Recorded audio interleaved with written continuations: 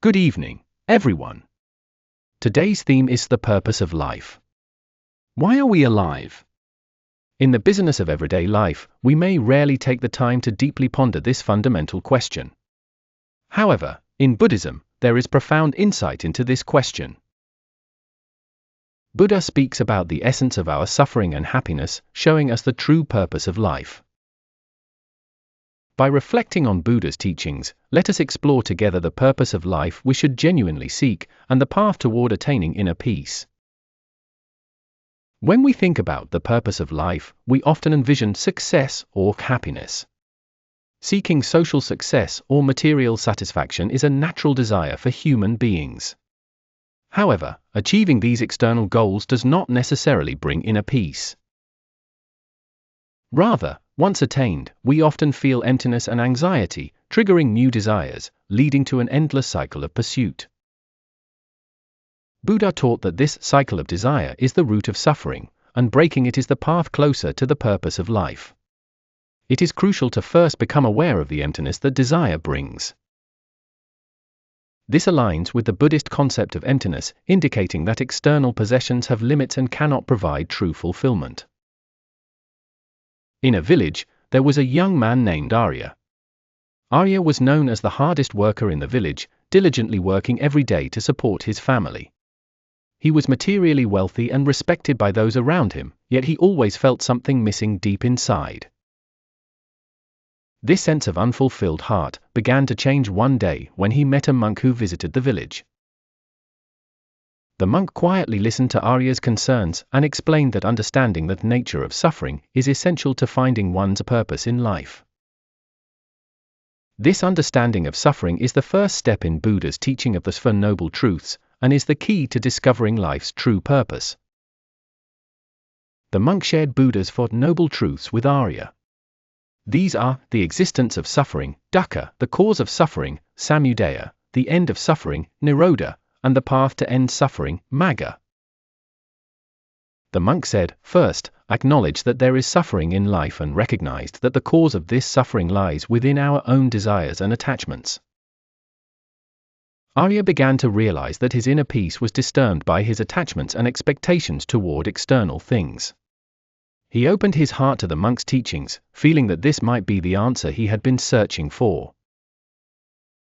Arya started practicing what the monk taught him. He learned the Noble Eightfold Path and tried to incorporate it into his daily life. The Noble Eightfold Path consists of right view, right intention, right speech, right action, right livelihood, right effort, right mindfulness, and right concentration. These are the paths Buddha presented to release oneself from suffering and to attain peace of mind. First, Arya focused on having a right view. He accepted things as they are and calmly observed the desires and attachments he held in his mind. Gradually, he began to understand that these were the sources of his suffering. Next, Arya made a firm decision to have right intention and release his desires and attachments.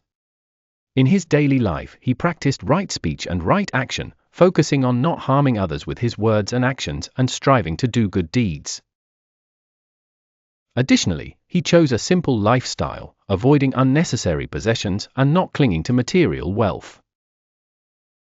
In this way, Arya began to regain a sense of inner calm. He slowly realized the importance of looking inward and felt true freedom from being free of comparisons and competition with others. Arya also began practicing right effort. He chose to view his past mistakes and weaknesses as lessons for personal growth rather than self-criticism. Each time he felt himself being drawn into desires or attachments, he calmly observed his mind and made an effort to let them go. He also cultivated right mindfulness, focusing on being mindful of the present. Through meditation, Arya closely observed his mind's movements and learned to concentrate on the current moment. This practice allowed him to develop a calmness that extended into his daily life. Each morning, Arya meditated in a quiet place, building a habit of creating peace and stillness within his mind. This daily meditation helped him release himself from intrusive thoughts. He focused his mind and began to feel genuine happiness, free from dependence on material success or the evaluations of others. Gradually, Arya became convinced that this inner peace was the very purpose he had been searching for in life. Arya also realized the importance of sharing the inner peace he had found with others. He began speaking to the villagers about Buddha's teachings.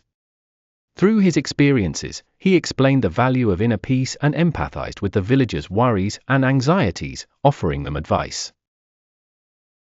Inspired by Arya's words, the villagers began to incorporate Buddhist teachings into their own lives. They too sought inner peace by freeing themselves from desires and attachments. Thus, Arya's teachings began to spread beyond the village, and the peace in his heart began to impact the lives of many people. He became convinced that helping others was his life's mission and part of his purpose. His heart was always filled with peace and gratitude. As Buddha's teachings suggest, the purpose of life is not dependent on material success or others' evaluations. It lies in cultivating peace of mind and compassion for others. By practicing this path, we, too, can live a truly fulfilling life, just like Arya. May you all find happiness. Thank you for watching until the end today.